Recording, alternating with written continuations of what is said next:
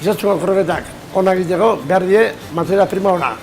Aurre eman diet, ure espikoa eta jamon dion naztu txikitu robotan eta piketin joan, hori besele egin. Hoikien atea, hori egentzeko, eta gero esniak jarri, behosten. Esni hona, usupliko pasari batekoa. Da hori irekiten azten jalen hau, gero jarri garen mantekila eta margarina. Ura urtzen garaien, botatzen dirine, da ura ondo-ondoin, behotu ondo-ondo, eta gero esnia irekiten bota. Ondo-ondo bota, eta dena ondo-ondo zentu gero bota ura espikoa, atzereko momentun, da, bale, atea, eta gero ostutzen jartzen dira.